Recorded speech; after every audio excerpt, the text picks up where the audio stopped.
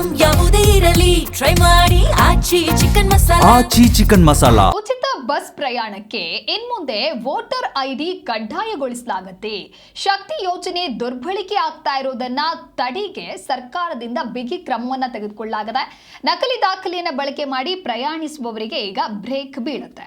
Voter ID ಹಾಗೆ ಆಧಾರ್ ಕೊಟ್ಟವರಿಗೆ ಮಾತ್ರ smart card ಅನ್ನ ನೀಡಲಾಗುತ್ತೆ. ಇನ್ನು ಸ್ಮಾರ್ಟ್ ಕಾರ್ಡ್ ನೀಡಬೇಕು ಅನ್ನುವಂತಹ ವಿಚಾರ ಏನ್ ಪ್ರಸ್ತಾಪ ಆಗ್ತಾ ಇತ್ತು, ಅದಕ್ಕೆ ಸಂಬಂಧಪಟ್ಟಂತೆ ವೋಟರ್ ಐಡಿ ಜೊತೆಗೆ ಆಧಾರ್ ಕಾರ್ಡ್ ಅನ್ನ ಕೊಟ್ಟರೆ ಮಾತ್ರ ಅವರಿಗೆ ಸ್ಮಾರ್ಟ್ ಕಾರ್ಡ್ ಸಿಗುತ್ತೆ. ಈ ಸ್ಮಾರ್ಟ್ ಕಾರ್ಡ್ ಅನ್ನ ನೀಡಿದ್ರೆ ಮಾತ್ರ ಉಚಿತವಾಗಿ ಟಿಕೆಟ್ ಬಸ್ನಲ್ಲಿ ಮಹಿಳೆಯರು ಪಡೆಯಬಹುದು ಅನ್ನುವಂತಹ ವಿಚಾರ. ರಾಜ್ಯದಾದ್ಯಂತ 3 ಕೋಟಿ ಸ್ಮಾರ್ಟ್ ಕಾರ್ಡ್ ವಿತರಣೆಗೆ ಒಂದು ಟಾರ್ಗೆಟ್ ಅನ್ನು ಹಾಕಿಕೊಳ್ಳಲಾಗಿದೆ.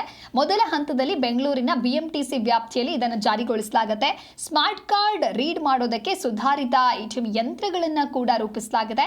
ಈ ಹೊಸ ಸ್ಮಾರ್ಟ್ ಕಾರ್ಡ್ನಿಂದ ಮೆಟ್ರೋದಲ್ಲೂ ಕೂಡ ಪ್ರಯಾಣವನ್ನು ಮಾಡಬಹುದು. ಬಸ್ನಲ್ಲಿ ಓಡಾಡೋದಕ್ಕೆ ನಿಮಗೆ ಸ್ಮಾರ್ಟ್ ಕಾರ್ಡ್ ಏನು ನಿಮ್ಮಲ್ಲಿ ಇತ್ತು ಅಂತ ಹೇಳಿದ್ರೆ ನೀವು ಮೆಟ್ರೋದಲ್ಲಿಯೂ ಕೂಡ ಅದೇ ಸ್ಮಾರ್ಟ್ ಕಾರ್ಡ್ ಅನ್ನ ಬಳಕೆ ಮಾಡಿ ಪ್ರಯಾಣಿಸುವಂತಹ ಅವಕಾಶವನ್ನ ಈಗ ಮಾಡಿಕೊಡಲಾಗ್ತಾ ಇದೆ. ಮಹಿಳೆಯರು ತೃತೀಯ ಲಿಂಗಿಗಳಿಗೆ ಸ್ಮಾರ್ಟ್ ಕಾರ್ಡ್ ಸಂಪೂರ್ಣವಾಗಿ ಉಚಿತವಾಗಿ ನೀಡಲಾಗುತ್ತೆ. ಬೆಂಗಳೂರು 1, ಕರ್ನಾಟಕ 1 ಕೇಂದ್ರಗಳಲ್ಲಿ ನೀವು ಅರ್ಜಿಯನ್ನ ಸಲ್ಲಿಸಬೇಕಾಗುತ್ತೆ. ಅಪ್ಲಿಕೇಶನ್ ಫಾರ್ಮ್ ನ ಫಿಲ್ ಮಾಡಿ ಅಪ್ಲಿಕೇಶನ್ ಹಾಕಿದ್ರೆ ನಿಮಗೆ ಈ ಒಂದು ಸ್ಮಾರ್ಟ್ ಕಾರ್ಡ್ ಸಿಗುತ್ತೆ. ಎಲ್ಲಾ ಪ್ರಮುಖ ಬಸ್ ನಿಲ್ದಾಣಗಳಲ್ಲೂ ಸ್ಮಾರ್ಟ್ ಕಾರ್ಡ್ಗಳು ಸಿಗಲಿದೆ.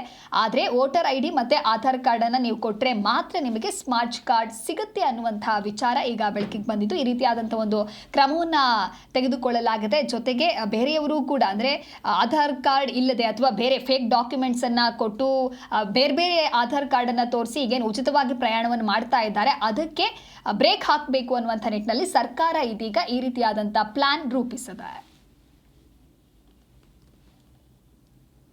ಮೊದಲ ಹಂತದಲ್ಲಿ ಬೆಂಗಳೂರಿನ ಬಿಎಂಟಿಸಿ ವ್ಯಾಪ್ತಿಯಲ್ಲಿ ಜಾರಿಯನ್ನ ಮಾಡಲಾಗುತ್ತೆ. ಅದಾದ ನಂತರದಲ್ಲಿ ಒಂದು ವೇಳೆ ನಿಮಗೆ ಸ್ಮಾರ್ಟ್ ಕಾರ್ಡ್ ಸಿಕ್ತು ಅಂತ ಹೇಳಿದ್ರೆ ಅದೇ ಕಾರ್ಡ್ನ ಮೂಲಕ ಮೆಟ್ರೋದಲ್ಲೂ ಕೂಡ ಪ್ರಯಾಣ ಮಾಡಬಹುದು.